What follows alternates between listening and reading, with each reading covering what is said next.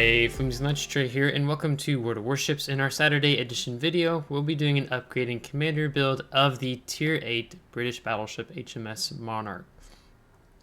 So this has been an interesting battleship for me to play, so let's go ahead and dive into it. As first, we're going to start discussing what type of battleship is the Monarch. You have brawling battleships, you have more the mid-range, you have the long-range. And I feel like, to me, Monarch is a battleship that thrives at the mid-range. So when I say mid-range, I'm talking about that 12-kilometer range. There's a few reasons to that, and particularly when we get to looking at her concealment, will be a notable item. But that mid to longer range are needed. She doesn't do so hot in the close range engagements. We start looking at her armor. Pretty standard at 32mm plating on the bow and stern. And then looking at the superstructure, kind of this big gap in here, the 19mm plating, this 32mm plating, which transcends down into the 356mm, and then 381, 356, and so forth. So let's strip a few things away so we can get a better idea. The deck is 32mm as well. Get down to that citadel. So here's the citadel. So you can see it's just slightly above waterline. It's kind of interesting. And then we throw that on. Yeah. So it basically extends from the forward main turret and the rear main turret. So that's basically what you're going for into that waterline. If you don't have then a strong enough pin, then you start eating up more of the bow and stern. Let's say you're attacking a Monarch in this upper belt here. So oftentimes I find myself in a kiting away position with the Monarch. That is how, just my personal preference, how things go, and then I can reverse into battle if need be. So let's go ahead and look at the modules. So there's no upgrade in terms of the main battery. What you see is what you get. You get 25-second reload time on these main guns. And then there's some things we can do that helps improve the turret 180-degree turn time with our commander. Maximum HE shell damage 6,300. Maximum AP shell damage 11,900. The HE is really good in terms of it can just slap. You can one-shot a destroyer if you manage to land all these HE shells and getting pins on them. That's really nice. You see how much damage you're doing. When we did land some shells on some destroyers in yesterday's video. The AP really, with these 381mm guns, works best against cruisers. Sometimes you're going to have struggles getting really good pin damage value with the AP. The HE is kind of what the British battleships are known for, but at the same time, you don't underestimate the value of the AP when you're able to use it. The hull upgrade, you can get up to hull B. The difference being you go from 53,900 to 60,500. You can also see there's a definite increase in the AA defense, where it takes us up to 74. And then maneuverability is also improved as well. So this hull is really good. Recommend going for the hull first before you go for the gunfire control system or propulsion upgrade. Stock, you're sitting at 17.5, which, trust me, is really painful when you're tier 8, especially when you're facing tier 10 matchmaking. You still want that additional health and the buffing with the A defense and maneuverability. So I went for this next, which gets you to 19.2 kilometers. And then the propulsion would go from 100,000 to 111,700, getting us up to 28 knots. In terms of upgrades, first slot, I would recommend the main armaments modification 1. Reduces the risk of your main battery from becoming incapacitated by -20%. Main battery survivability plus 50%. Main battery repair time -20%. You also have auxiliary armaments modification 1. This is for the secondary and AA, but you're not a secondary battleship. You're not an AA battleship. The American battleships are the ones that stand out in terms of tier 8 matchmaking. Battleships that have much better AA. But, I mean, you have at least decent AA. It's not going to stop a first strike by any means. I mean, hardly any ships can do that in the game unless the enemy carrier player eats a bunch of flak. Yeah, magazine modification 1, risk of your ship's magazine detonating -70%. But if you've been around here long enough on the channel, you know I'm going to recommend you to take the Julie Charlie combat signal, which completely eliminates risk of your ship's magazine detonating. This is something you should take in clan battles, random battles, ranked. That's where I would recommend taking that at. But I wouldn't worry about these either. What you really want to do is you want to keep your main armaments, your main guns online, because when you look at them, it's not a strong slope that you have on these main guns. 381, side 305, the rear 457, so a little bit stronger in the back, which is nice. But I haven't really had issues with my guns getting knocked out, so that has been nice. But because you're not a secondary brawling battleship, the main guns is what you really want to help improve and keep in action. For the slot 2, you have 2 options. You want to go with Damage Control System Modification 1. This is going to reduce your risk of catching fire by -5%, risk of flooding -3%. You also have Engine Room Protection, but your battleship, this is something you more take on destroyers and cruisers. I prefer increasing my tankiness, quote unquote, with Monarch, survivability. So reducing this risk of flooding and catching fire, in my opinion, is a very good option to take here in slot 2. You also have in slot 3 several upgrade options. You have the main battery modification 2, which increases the traverse speed of the main turrets by +15%. So right now you saw that we are sitting at 36 seconds. So we could shave that down even farther if we wanted to. So this is a good option, but I'll tell you why I've taken aiming systems modification 1 here in a minute. Yes, secondary battery modification. Again, you're not a secondary battleship. Your secondaries reload slow already. So this really isn't what you want to go for. A-guns modification, again, this is something that I wouldn't recommend on Monarch. This just improves your AA efficiency and reducing your priority AA sector preparation time by -20%. Again, no, you don't want to do this on Monarch. There's other battleships that play the AA role better if you're wanting to do an AA battleship build. I have elected to go for the aiming system modification 1. This increases the firing accuracy of the main battery and secondary battery. We don't get any buffs to torpedoes. You don't have torpedoes in Monarch, and it also extends the firing range of the secondary battery. So the main deal of why I like taking this skill is the improved shell dispersion. So our maximum main battery shell dispersion is -7%, which means basically your maximum vertical dispersion and your maximum horizontal dispersion gets reduced. You're getting a tighter group. Doesn't affect sigma value, just those 2 factors. So you are shrinking basically your dispersion ellipse down by several meters vertically and horizontally.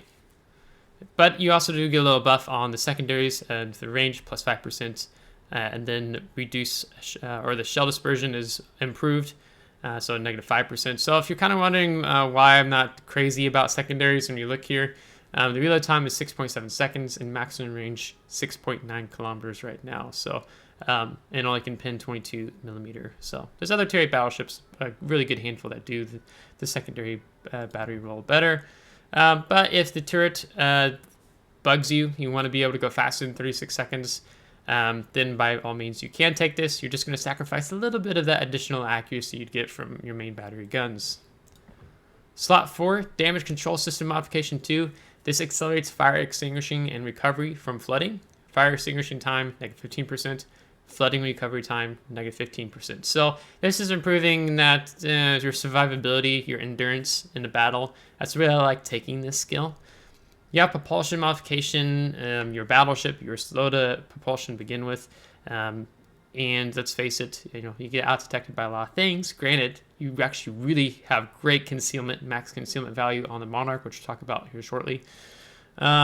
So this is something I do more for cruisers. This is something I do more for cruisers, or it's usually always this, including destroyers. We also have airstrike modification 1. The only thing this does is that the depth charge damage plus 15%. So again, don't recommend it. I mean, do what you can. You might not always have submarines in the matchmaking, right? But people are always going to be shooting at you, right? So increase your survivability and your endurance and lasting in the battle longer. Slot 5, you have torpedo lookout system. This is something that pairs better with you have a hydroacoustic search build kind of going with your ship. Then you have concealment system modification 1, and this is really the bread and butter of what I'd recommend in taking on Monarch. Because right now our concealment is 12.7. We already have a camouflage mounted that brings it down to 12.7, but when we look at the commander build, you can see I have a 12-point commander right now. I've been building this guy up in mind for Conqueror, the tier 10 British battleship. But we can get the concealment down on Monarch from 12.7 to 11.5 kilometers, which is really good. You can catch a lot of cruisers off guard with your armor-piercing salvos. If you catch them broadside to you, they have no idea you're there. So where Bismarck can't close in a distance, stealthy-like, you can do that in Monarch, and you can also get away when need be with that concealment value. So that's really what you want to be going for. You have Ship Consumables Modification 1. This just simply increases your consumable action time, all ship consumables, but that's just not worth it to me. The concealment is just really, really good and valuable on the Monarch with how these British battleships play. In terms of consumables, you have a standard damage control party for a battleship. Consumable action time, 50 seconds. Reload time, 80 seconds. You have an unlimited number of consumables of these. And then when we're looking at the repair party, partially restores the ship's health pool by repairing any light damage. HP per second, 363. If we go and look at the exterior signals, you can mount the India Delta combat signal. And we come back over here. And now we're at 435. So this is really nice when you use that with here. And there's also something else we're going to be able to do that will buff the repair party a bit more as well. 28-second consumable action time right now and reload time of 60 seconds. So that's nice. Spotting aircraft. You can switch out between spotting aircraft and fighter. Spotting aircraft improves your range by plus 20%.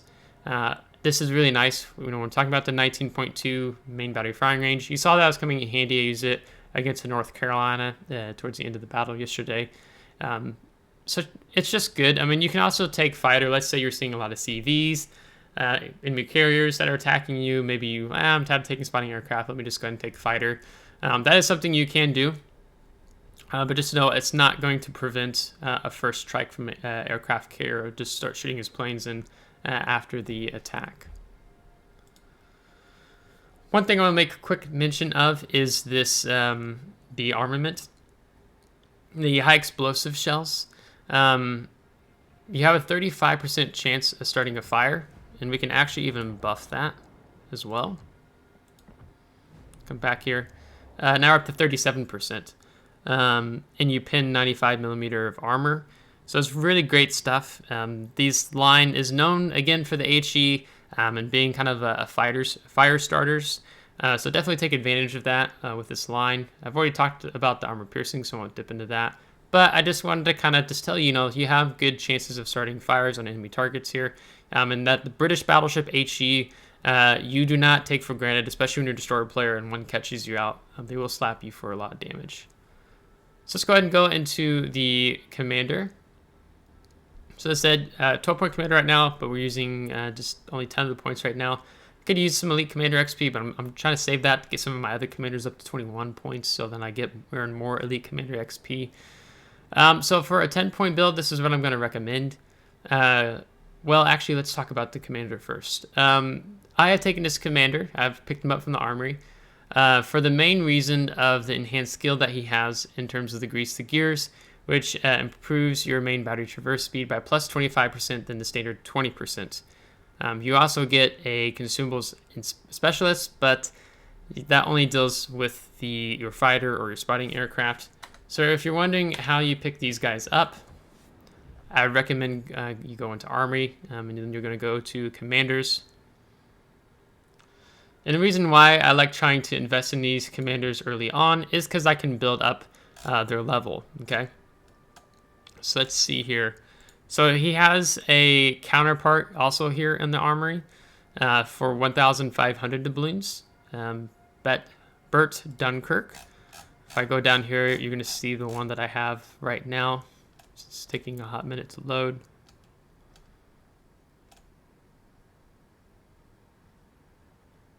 I would think. Am I blind, or is he just not here? British. Well, I'll be darned. I thought that was one.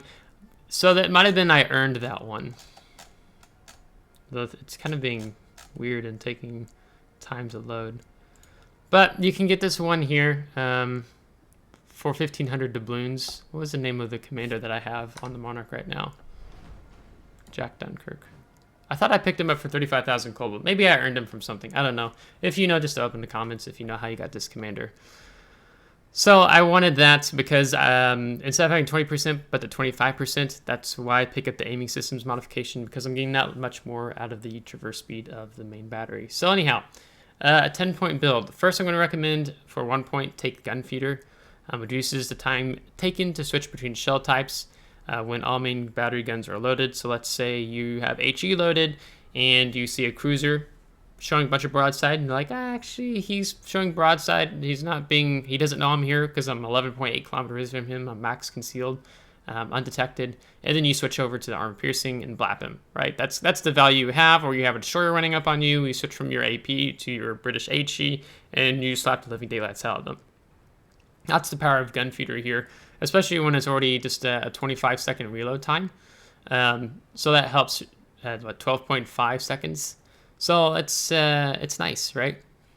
For a 3-point commander, I'd recommend taking the grease to gears. Your standard skill is going to be 20%, and enhanced skill, like we have here on Jack Dunkirk, is plus 25%.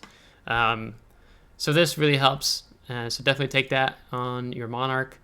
For a 6-point build, I've gone for Adrenaline Rush. Enhances ship parameters for each 1% of HP loss. So really the main thing is the main battery reload time. You also get a buff on the secondary reload time. But as you're taking health, you're losing your health pool. You know, all of a sudden that 25-second reload time starts looking more like a 24-second reload time, 23-second reload time, along those lines. Because there's so much HE spam meta in the game right now, and your consumer already is quite nice at 12.7, I went for Fire Prevention Expert first. Reduces the risk of catching fire. The maximum number of fires on a ship is reduced to 3. Risk of catching fire, negative 10%. Maximum number of fires, -1. So instead of having 4 fires on your ship, you only get 3. So if you're wondering, hey, Flimsy, I never get 4 fires on my ship, why would I even want this skill? Well, if you're new here, it has to deal with where those fires get placed, right? So right now, I'd have a fire on my bow, forward power superstructure, rear power superstructure, and the stern. But what fire prevention does is it takes these 2 fires on your superstructure and turns it into only 1 fire. So it means you're taking less damage as burning. And most destroyers, HE spammers, they're really going for your superstructure, right? Hey, this structure's sitting up out of the water, and they just start farming you, and then you get 2 fires burning, and you're losing health more quickly. So having fire prevention means you're increasing your stamina, your endurance, your survivability. You last longer in battle. Not many people in the player community know the value of like, oh, if I get a fire here, then let's take my shots and start aiming for the bow. And then the stern, right? So that is the value of fire prevention. Next, I would recommend taking the Concealment Expert. This is where you see everything starts dropping down by our detectability by sea. We go to 11.5, and then detectability by air. See, it's 8.1, where previously it was 9. So it is really nice, nice and stealthy, right? So you get to play this ship to its advantage, being able to get in a little bit closer. You can go dark when need be, unless there's a submarine or sky cancer flying above you, and disengage when needed. Okay, so this is what I'd recommend for a 14-point build. For a 18-point build, I'd recommend going for Emergency Repair Expert. Improves the action time of the damage control party consumable by plus 10%. Right now, it's we said 15 seconds, so then you're going to go 16.5 seconds. So that might be just enough time if you put out a fire and let's say there's HE spamming at you, or a carrier's getting a second strike on you, right? You already have an unlimited amount of damage control party consumables, so that doesn't apply here with the additional +1 charge. The repair party consumable action time, plus 10%. So right now it's 28 seconds. So then plus 10%, 2.8. So that means 30.8 second action time on the repair consumable party. And instead of having 4 repair parties, you get 5. So that's really nice, especially as you go up the line to something like Conqueror. That I've played Conqueror over on the public test server. And known for having a really good heal. So that is something you can just take advantage of with this line. For a 21-point build, I would recommend going for the basics of survivability. Basically, what you're seeing now is that this is a very standard 21-point battleship build commander. Okay, basics of survivability. If you have a module knocked out, the restoration time is reduced by -15%. Fire extinguishing time -15%. Flooding recovery time -15%. So that's building off of one of the upgrades we've already mounted. So again, we're improving our survivability, our endurance, how long we're going to last in the battle. So that's very helpful because the Monarch it's not a tanky tier 8 battleship, right? That's something that goes more to like Lenin, maybe something like Bismarck with that turtleback armor scheme. But the British battleships, they don't quite have that going for them. So that's why I like investing into this as a 21-point build. This is what I'd run as a 21-point build on Monarch. So let's say other build options. Like I said, I really wouldn't worry about investing in trying AA build. You can see the Monarch, the AE value right now, 74. North Carolina, 84. Kansas, 78. Alabama, 82. Massachusetts, 84. But you do have a better value than the Bismarck and the Lenin. And also Odin. Yeah.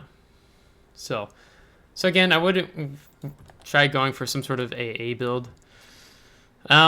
If you are a player, I know some people in World of Warships, they have a difficult time seeing the screen. Maybe you have some sort of eye, your vision's not good for health reasons, right? So it's hard for you to look around on the map, see if there's an enemy ship focusing you. Or what you could take priority target is, just gives you a number on the screen that says, hey, there's 4 ships targeting you. And that usually means you need to go dark, you need to disengage. And that's the value of priority target. So maybe you need that. You don't, health-wise, you just visually have a hard time seeing what's happening on the battlefield. Or if you just have a hard time having a awareness of what's happening around you, priority target's always good. And then you could take something like Emergency Repair Specialist, which reduces the reload time of the damage control party and the repair party consumable reload time. And that's an idea.